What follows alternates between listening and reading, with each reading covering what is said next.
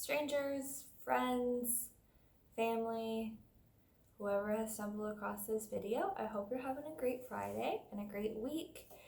It's the last day of January, so I hope most of you have been able to stick to your New Year's resolutions. It's never too late to restart them or make new ones or anything, so if you've fallen off, you can get back on. Anyways, this week I have spent at a dialysis clinic here in southern Louisiana, and it's been a really great experience getting to know patients. So I'll kind of explain what dialysis is. Dialysis is something that people require. It's basically like your blood is getting taken out of your body and filtered. And it's because your kidneys are not working, or they're not working as much as they should be. Your kidneys are what filter toxins and other things out of your blood to be waste products, or to put back into other parts of your body. But your kidneys serve that function, and they're very, very important. And during this week, I guess, we've been talking a lot about electrolytes, because electrolytes are important, but they also need to get filtered out of your body. And so if your kidneys aren't working, then your electrolytes could be all over the place.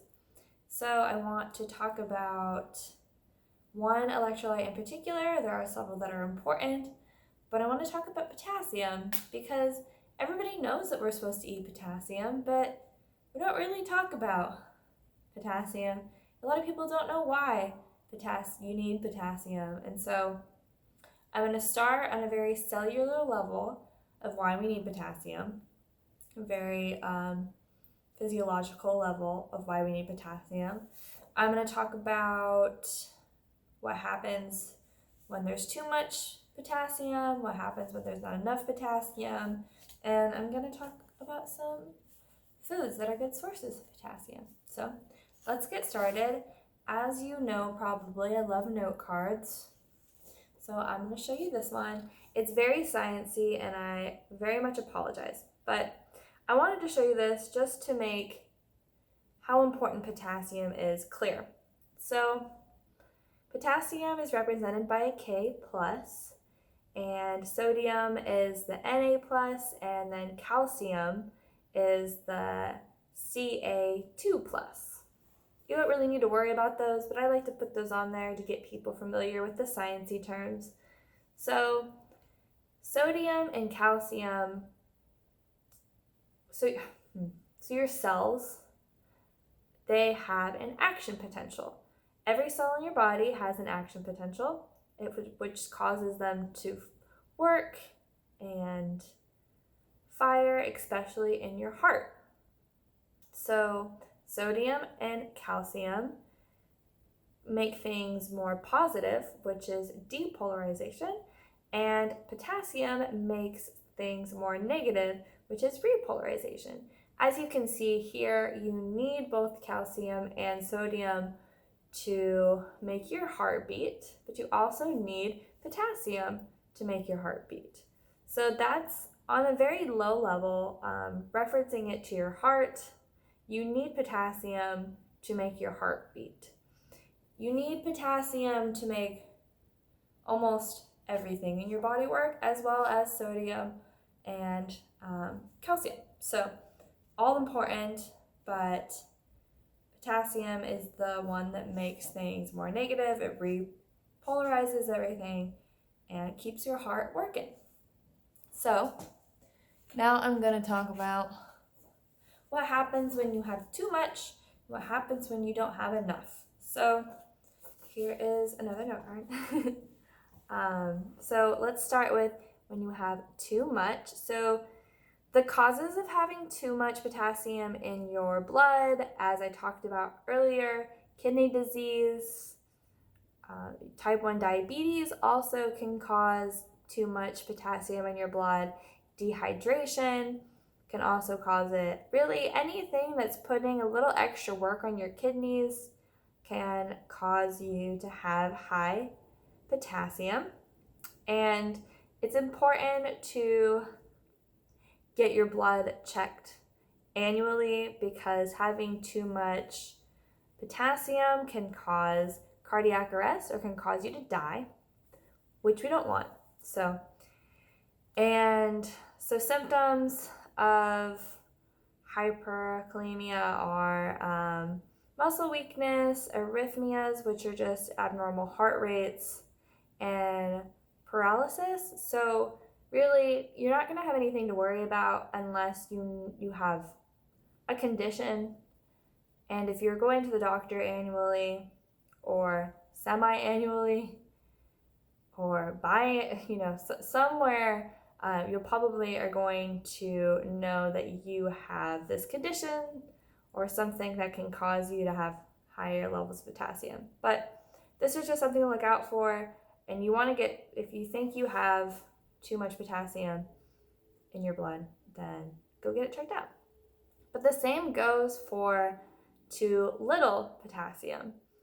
So, if you are peeing a lot more, so if you're on a diuretic, that can cause, you to have more, you can have less potassium in your blood. Diabetic ketoacidosis happens in type 1 diabetics, and that can also cause too little potassium. And then diarrhea, sweating, really think about,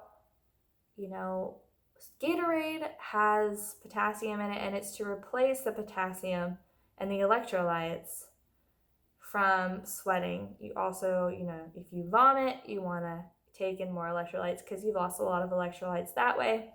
And same with diarrhea. So anything that expels fluid from your body at a really weird rate, you are going to want to replenish those. And again, because potassium plays such an important role in the heart beating, you could die if you don't have enough. And constipation, muscle weakness, and muscle cramping and fatigue can all be symptoms of too little potassium. Normal people, so a couple videos ago I talked about how your body tries to remain in equilibrium. And so unless you have some condition that's causing potassium to be out of whack, you're probably fine. Most people don't get enough potassium, and I'm going to talk about some foods that can help you increase your potassium. So I actually have food with me today because I eat a lot of food that has potassium. So you got, I love asparagus. So asparagus is a good source of potassium. We probably all know the next one are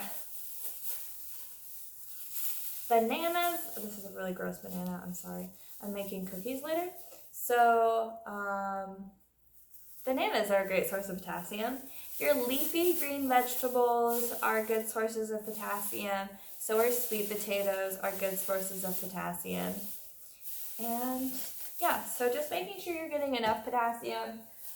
Get your blood checked, as often as you can, just to make sure everything's going well in there. And if something seems a little off, go to the doctor and get it checked, because you may have kidney disease or something, or, if you're peeing a lot, you could, you just want to get that checked out and everything.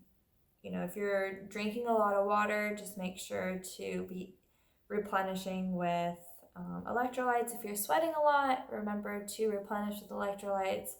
Remember that all electrolytes are important in your body, and potassium is important not only for your heart health, but also every, cell in your body kind of requires potassium. So, I hope this helps you make a few more informed decisions on potassium, and I hope it helped you understand what potassium does. It took me a really long time to understand what potassium does. And once they related to the heartbeat, and once I knew that without it, your heart could not beat, or with too much, your heart could not beat, it's a really good feeling knowing that I actually know what potassium does. And I like to know what my food does to my body. It's probably why I got into this field. So I hope that this helped you better understand that, and eat some spinach or some sweet potatoes tonight, or some asparagus. I think I eat asparagus way too much, but I love it. So anyways, as always, if you have any questions, comments, concerns, remember that this video is for entertainment purposes only. So if you feel like you are having a hard time with potassium, please go to a doctor or a dietitian in your area to get some better understanding. So yeah, leave me a question, comment, concerns, anything that you would like, and I will see y'all next week. Bye.